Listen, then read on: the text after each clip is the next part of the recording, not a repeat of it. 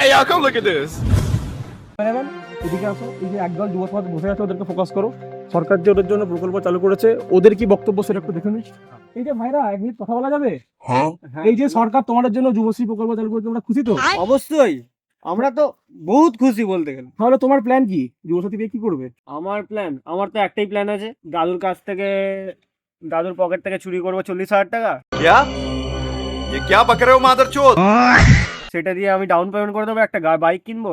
তারপরে তো মাসে মাসে 1500 টাকা করে ঢুকছেই, সেটা দিয়ে ইনস্টলমেন্ট পেমেন্ট হয়ে যাবে, ব্যাস। বাহ, তোমার তাহলে বহুদিনের বাইক কেনার শখ ছিল নাকি? অবশ্যই, তাহলে স্বপ্নটা এবার পূরণ হবে তো? এবার অবশ্যই হবে।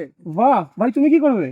আমি তো ভাই ভেবেই রেখেছি মাসে মাসে যে টাকাটা ঢুকবে এসআইপি করে দেবো। কোনো কাজ করার দরকারই নেই, বসে বসে রাজার মতো খাবো। সেই তো আম্বানিকে ছাড়িয়ে যাবে তাহলে এবার। একদম। বাহ সাবাস। এদিকে আসি, এই ভাইয়ের সাথে একটু কথা বলি। ভাই তুমি কি করবে?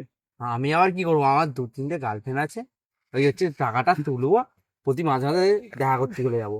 আর পরের মাসে গার্লফ্রেন্ডের বার্থডে আছে, এবারে আমার গার্লফ্রেন্ডকে আটকাতেই পারবে না টেডিয়া থেকে।